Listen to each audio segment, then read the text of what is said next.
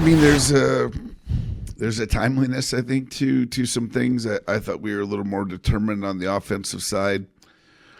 You know, I thought Noah West was outstanding on Friday. He made some game changer stops. But what that did, it made us go a little bit more rogue than I think I've seen us. Whether that was, you know, I wouldn't say panic's probably not the right word, but whether that was tired, there's just a lot of factors that go into it when you're behind and chasing a little bit, which that's why you're always dying to play for the front because it makes the other team put a little more panic to their game. And Saturday, coming out of the first 2-2 was the big piece. And then I thought just our guys moving forward, scored and rebound goals. It had been a little bit perimeter, even though that rink, a lot of things happens fast. So the response was good. Shuffled the deck a little bit with guys playing with some guys to get some, different attitude towards what's going on out there. But we're excited to be home.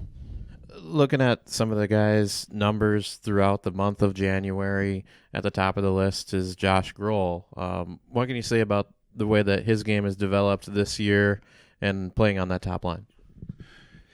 Yeah, Growler's game just, I think, physically for himself as a human being, like he's a kind of a machine. He's extremely conditioned. He's strong. He's such a good skater that his tiredness doesn't really, creep into his game.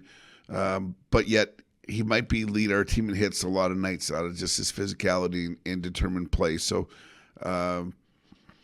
he can obviously play with elite sticks and be around the top line setting and power play setting, but there's probably more so of a two-way game that I think he caused a lot of turnovers. He creates a lot of turnovers, and he's able to turn those into quality transition looks for himself. And him shooting the puck's always a good sign for us. It switched the lines up quite a bit on Saturday to try to maybe inject some scoring into the lineup. Did you like what you saw in terms of the lines?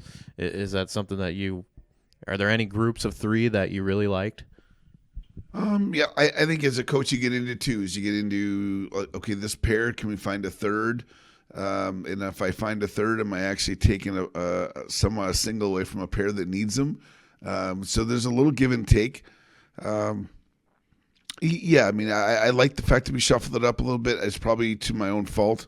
There's times I think we get a little bit of a groove going where I probably don't as much as some people would like me to at times, but it's also the continuity part about I can trust you, and there's a reason why we don't give up a lot too, because there's enough balance in our group, but we got to be mindful about making sure we've got scoring punch going together too. Offensive guys like to play with offensive guys.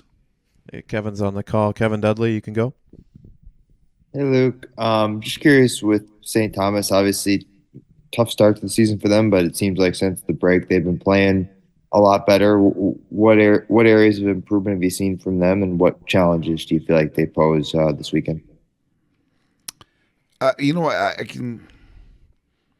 don't know if they were so far off. I mean, for me, along the way, I know they maybe didn't get in the right column as far as the wins go, but their game hasn't been a big separating factor. They're probably hockey's funky. But, you get some timing that. Whether they're injury and guys like a little bit in and out of their lineup, or then when you get their whole group back, they're dangerous because they get up and go. They're offensively gifted. They might have a little bit of lean towards the offensive side, and but they're finishers. Those kids they've done a good job. 2 years in a row now. You've seen the top of their lineup and their line chart score big goals for them, which is a credit to them, and they've had good goaltending. So.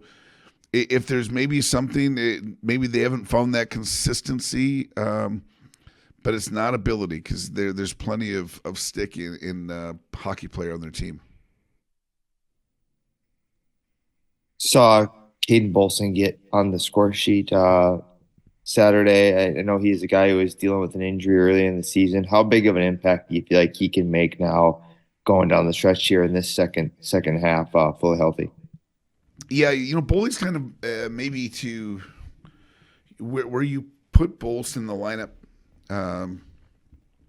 If I close my eyes and watch him as a pro, he's probably a a middle to bottom six pro that plays hard, heavy over the puck, extended minutes, can extend plays because of his size and skills.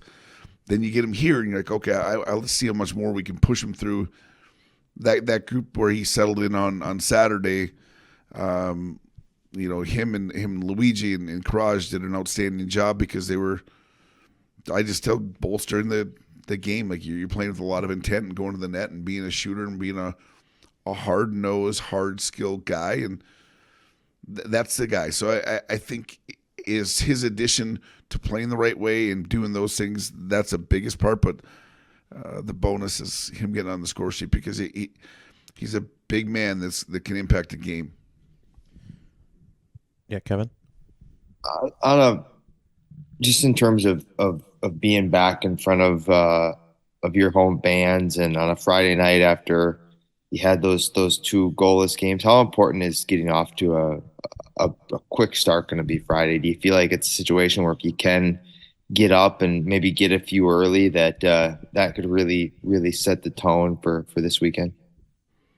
I mean, I would always take that scoring first mentality. It's such a big factor in hockey in so many ways, to not have to chase the game. But yeah, a Friday ago when we were at home, we were able to get out in front of Tech early, and it's an uncomfortable place to play for an opponent. So that part is important.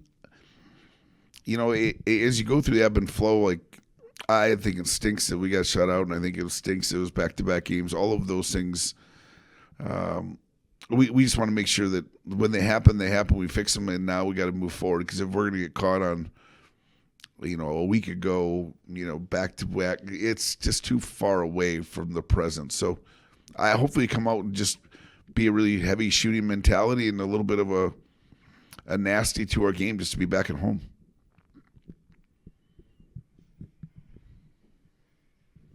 Anything else, Kevin? I'll go one more. Just talking about the mindset of the team when you're on the bench during the game. You're at a point in the season now where these guys know their game pretty well within the course of the season. When they're coming off after a less than ideal shift, is it for you something where you're addressing things right away, or are you more kind of letting guys work it out amongst themselves when they make a mistake? There's probably both. I think there's some guys you can really coach publicly and get after in front of the group. Some of the guys you are more of a whisper, and a lot of times when someone's on the bench and they're on the ice rather, and the conversation on the bench with the next group of guys is like, we got to get Joey back on track when he gets back here to the bench.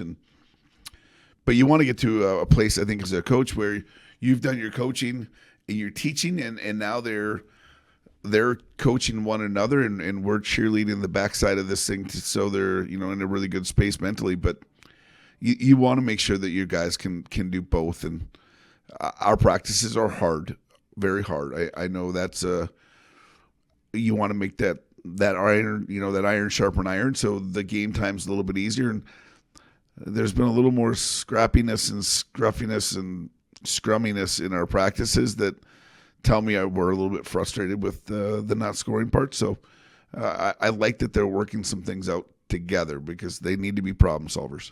These last 8 games, obviously, you're looking at a playoff mentality essentially from the team. So how much is it, we need to get these guys up and ready to play from that mentality, or is it just, they should know at this point and kind of keep it even keeled? I think guys know, but a lot of guys haven't been asked to sit in the seat that they sit on the bus until this part of their career. I mean, even though there's some older guys here, they haven't been older guys have been on the first line. They're older guys have seen some experience with what they've had happen. But I'm most impressed that our guys can take on a challenge and fix some things. And like I said, when we went off script and kind of splintered away from how we play and do things as a team, that was a little bit troublesome. And but we're figuring those moments out. But it is playoff time, and it's our job to make sure we're trying to play the best hockey here down the stretch for a lot of meaningful moments here in Maverick hockey.